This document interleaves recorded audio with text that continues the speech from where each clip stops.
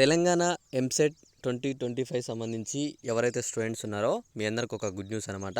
ఇక్కడ చాలామంది స్టూడెంట్స్ ఏమనుకుంటున్నారంటే అన్న నాకు 1000 బిలో ర్యాంక్ వచ్చింది, 1000 ఎబో ర్యాంక్ వచ్చింది, 50,000 ఎబో ర్యాంక్ వచ్చింది, 90,000 ర్యాంక్ వచ్చింది, 1,00,000 ర్యాంక్ వచ్చింది, 1,50,000 వచ్చింది, అసలు మాకు కాలేజీలో సీట్ వస్తుందా రావట్లేదా, అసలు సిఎస్సి మాకు బ్రాంచ్ వచ్చే అవకాశాలు ఉన్నాయా లేవా అని చెప్పేసి చాలా వరకు కామెంట్లు చేస్తున్నారు అనమాట. సో వాళ్ళందరి కోసం ఒక గుడ్ న్యూస్ అయితే నేను తీసుకొచ్చాను.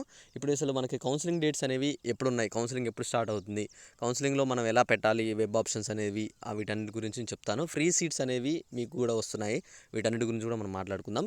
అంతకన్నా ముందు మీకు గనక కౌన్సిలింగ్ సంబంధించి అప్డేట్స్ కావాలన్నా మీకు ఏదైతే వెబ్ ఆప్షన్ మీ ర్యాంక్ ఒకవేళ 1,00,000 ఉందనుకోండి, ఈ 1,00,000కి ఏ కాలేజ్ పెడితేనే మీకు సీట్ వస్తుంది, ఈ కాలేజే పెట్టాలి, టాప్ కాలేజెస్ ఏవి అవన్నీ కావాలనుకుంటే మన టెలిగ్రామ్ గ్రూప్లో జాయిన్ అవ్వండి, డిస్క్రిప్షన్లో లింక్ ఉంటుంది.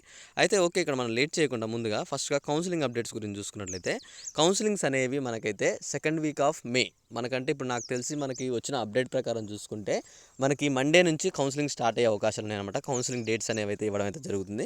తెలుసు కదా, ఫస్ట్ కౌన్సిలింగ్ డేట్స్ ఇవ్వగానే మీరైతే సర్టిఫికేట్స్ అనేది దగ్గర పెట్టుకోండి. సర్టిఫికేట్స్ అనేది తీసుకొని మీకు ఏదైతే మీకు కౌన్సిలింగ్లో కాలేజ్ సెలెక్ట్ చేసుకుంటారో మీ నియరెస్ట్ కాలేజ్లో, ఆ కాలేజీలోకి వెళ్ళి మీ సర్టిఫికేట్ వెరిఫికేషన్ చేసుకొని రాగానే మీకు ఒక ఐడి పాస్వర్డ్ అనేది మీ మెయిల్కి అయితే రావడం అయితే జరుగుతుంది. వన్స్ మీ మెయిల్కి ఐడి పాస్వర్డ్ రాగానే మీరు ఏం చేస్తారంటే డైరెక్ట్ ఆ కాలేజీలో ఏవైతే ఉన్నాయో ఆ వెబ్ ఆప్షన్స్, మీరు ర్యాంక్ బేస్డ్ వెబ్ ఆప్షన్స్ పెట్టుకుంటే ఆ వెబ్ ఆప్షన్స్ యొక్క రిజల్ట్ అనేది మనకు జూన్లో, అంటే ఫస్ట్ ఫేజ్ రిజల్ట్ అనేది జూన్లో వస్తుందన్నమాట.